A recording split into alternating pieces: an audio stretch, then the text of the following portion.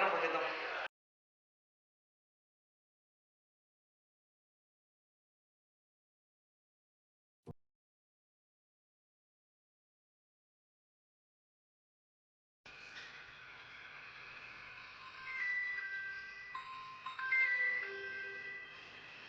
Hello, ఎవరండి?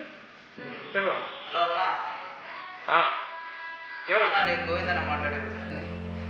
అదే అదే గోవిందు, బాగున్నావా? చాలా రోజులు ఫోన్ చేసావు.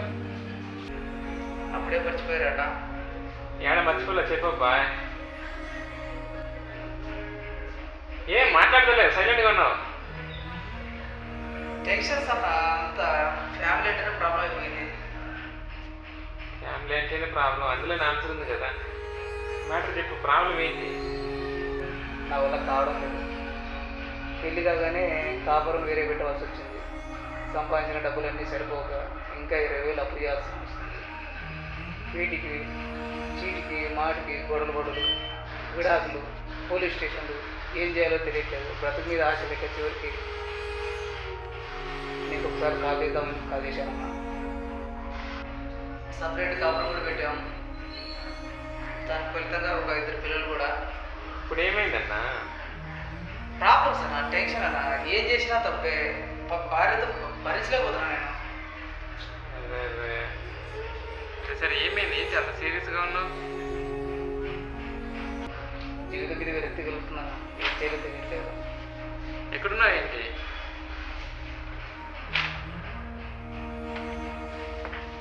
హలో, మాట్లాడు, వినిపిస్తలేదు.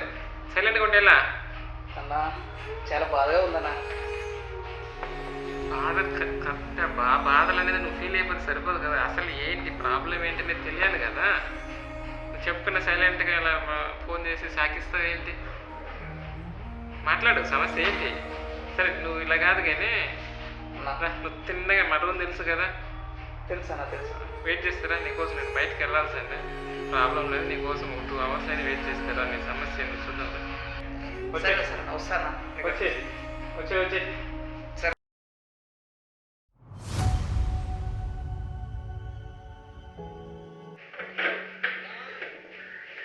ఎవరు డోర్ కొట్టేది? గోవిందా? వస్తున్నా. ఏమన్నా చెప్పిన ఏంటి సొంతగా? ఏంటి ఒరిజినల్ బాధలన్నీ నీకే ఉన్నట్టున్నాయి.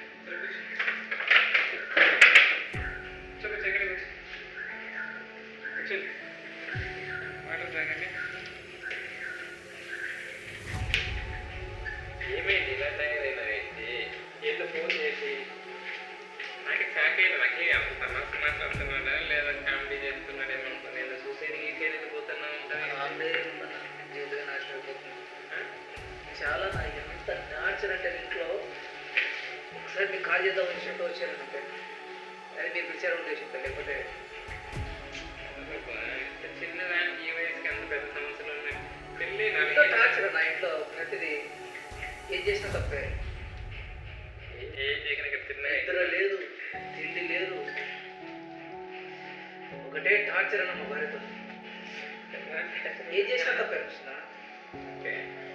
కాదబ్బా, పెళ్లి కాకముందు లవ్ పోలీస్ స్టేషన్ అంటారు.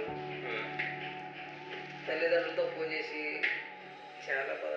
ఇప్పుడు ఏం చేద్దాం? ఇంట్లో పనులు చేయాలి. ఇప్పుడు ఓకే, అది అదొక కామన్. ఎవరైనా అది చేయరు. ఓకే, అందుకే నువ్వేం చచ్చిపోవడం ఏంటి నాకు అర్థం కాదు. చచ్చిపోతే దానికి ఇప్పుడు సొల్యూషన్ ఏంటి? ప్రాబ్లం అనే సొల్యూషన్ సాల్వ్ కాదు కదా. భయపడి చనిపోయినారు అంతే. నువ్వు పోతావు. ఇప్పుడు వాళ్ళ మళ్ళీ మీ అమ్మ మీ నాన్నని కష్టపడేవాళ్ళు చిన్నప్పటి నుంచి వాళ్ళ కళ్ళల్లో కానీ దేవుడు ముక్కి పుట్టిన తర్వాత ముట్టి ముద్ది కడిగి లక్షలు తిని తినక వస్తుంటే నీకు ఎంత ఖర్చు. వాళ్ళ దగ్గర కూడా లేవు. నా సపరేట్ సంసారం పెట్టామని వాళ్ళు ఇప్పుడు ఎలా ఉన్నారు కూడా తెలియదు. వాళ్ళు ఇప్పుడు నాకంటే ఎవరు లేరు. నా గురించి ఆలోచన చేసేవాళ్ళు కూడా లేరు. ఇప్పుడు ఫోన్లు అంటారు. ఇప్పుడు ఫోన్లు పట్టుకొని తిరుగుతారు. లవ్ అప్పుడేమో మేము సంపాదించినప్పుడు వాళ్ళ దగ్గర అది చేస్తే ఇది పొడుస్తా అని చెప్పి వాళ్ళ దగ్గర 1000 లక్షలు తీసుకొని నాకు ఖర్చు పెట్టావు. పెళ్ళి కాకుండా తిరిగినా బాగా ఎంజాయ్ చేసినావు. పెళ్ళి అయిన తర్వాత ఇప్పుడు నువ్వు అది చేస్తలేవు. కాబట్టి అది ఏమనుకుంటా, అది ఒకటి చేస్తే ఆడే మంచోడు అనుకొని ఇంకొకటి పోతా ఉంటుంది. ప్రతి ఒక్కటి ఇంతే. ఇప్పుడు మీ ఫీల్ కాదు. ఎవరు మిస్సెస్ అయినా లేడీస్ మెయిన్ సెట్టే అంతే. ఆ ప్రేమ అనేది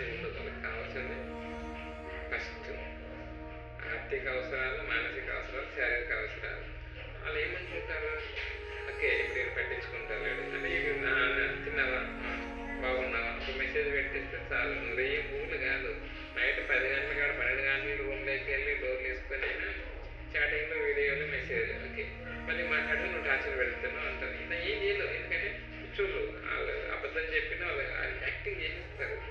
ఎంత సీరియస్గా తెలుసా, అక్కడ వాళ్ళకి ఇచ్చేది అంత లేదు, ఇప్పుడు అది చేస్తున్నాడు ఏం చేస్తారు అని ఏం చేసేది ఏం ఉండదు.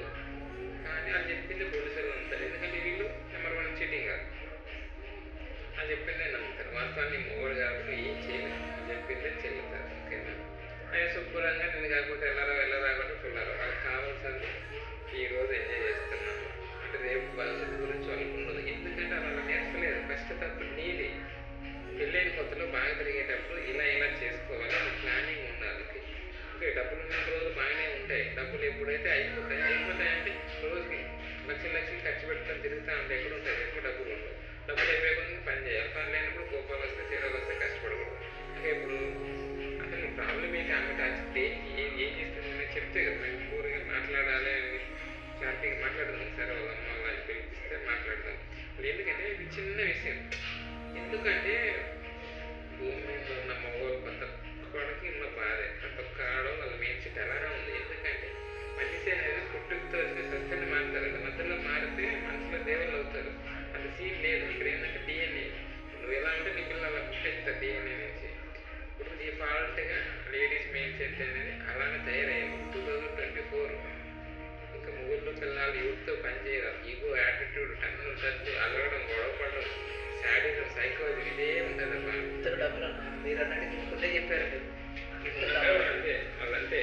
అదే కదా ఇప్పుడు చూస్తున్నాయి కదా యూట్యూబ్లో ఏ దాంట్లో చూసినా ఒక్కటి సరిపో దానికి మొగ్గులు 16 మందిని పెట్టుకుంటారు. ఒకరు నువ్వు కాకపోతే ఇంకోటి అంతే, నువ్వు వద్దు ఇంకో దగ్గర పోతారు. అంటే ఆడదాన్ని గుర్తు పెట్టుకో, తగ్గిస్తా ఉంటే నువ్వు తగ్గిస్తా అంటే ఒకసారి ఉంటాను అవి నేను బాగా అమ్మాయికి లాగా అమ్మడికి నీ దగ్గర ఉన్న మొత్తం తీసేసుకుని ఇంకేం లేదు. నేను ఫస్ట్ అది వేస్ట్ పెప్పి అంటే సేమ్ పర్సన్ అంటుందో అలా తాగేసింది, ఇంకా నీ దగ్గర ఉండడం వల్ల ఏం లేదు. ఓకే ఇంకా ఎవరు ఫోన్ చేసి అలాగే వాళ్ళకి ఏంటి వాళ్ళు ఎలా ఉంటారంటే వాళ్ళ పిల్లలు వాళ్ళకి తినడానికి తిండి పెట్టరు, కానీ పక్కన పిల్లలు మనం బిర్యానీ పెడతారు, పార్కులో పక్కలో బాగున్నావు ఏం చేస్తున్నారు అంటారు. అదే కొన్ని రోజులు అడుగుతారు, ఎందుకంటే వాళ్ళకి అవకాశం అంటే వాళ్ళకి ఏదైతే కావాలో అది తీసుకున్నందుకు అడుగుతారు. వాళ్ళు నిజమే మూర్ఖత్వం.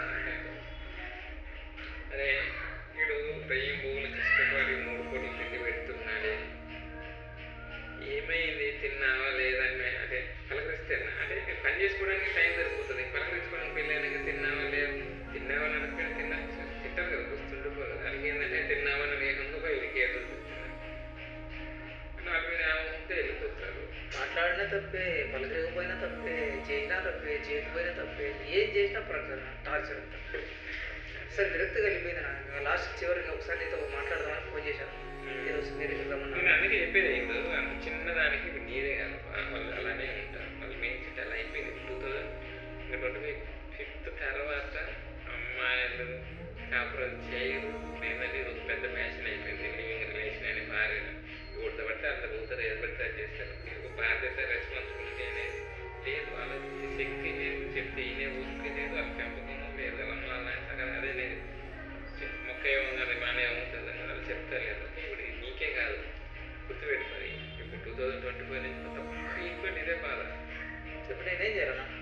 అందుకే నువ్వు పరిష్కారం లేదా? ఫస్ట్ చిన్నదాన్ని ఎక్కువ గలించి ఆపి చంపడం సావడం అనేది పెద్ద అమ్మాయికత్వం.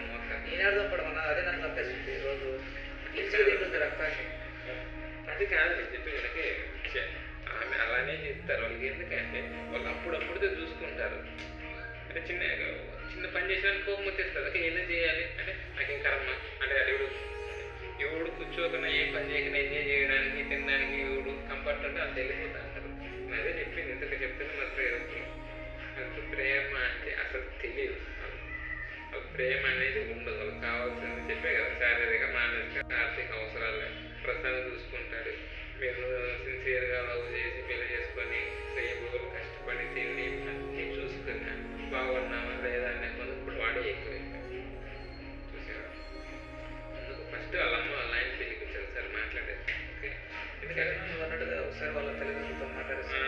ఎందుకంటే వాళ్ళు కూడా ఆ మాట కూతురు మాట్లాడతారని నా మాట్లాడేటారని. ఇప్పుడు నా పేరెంట్స్ తరఫున ఎవరు లేరు, నేను సంసార కాపురాన్ని సపరేట్ పెట్టాను.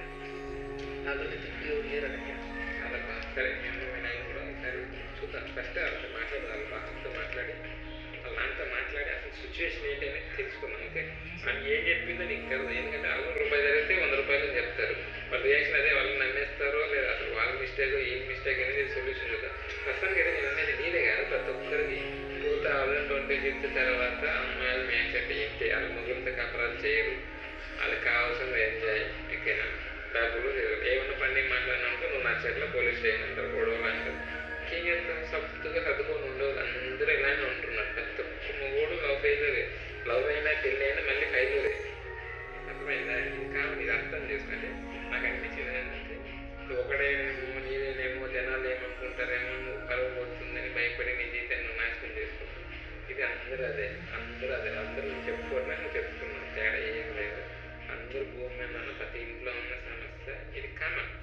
అట్లా చిన్నదానికి మీరు అదే అది గోరందాన్ని కొండలు ఊహించుకొని నువ్వు చావడము చంపడము అదే అయిపోతుంది. ఇప్పుడు ఏమవుతుంది, ఇప్పుడు మేము వినే పరిస్థితి చాలా ముసలిదానికి వదులుతుంది.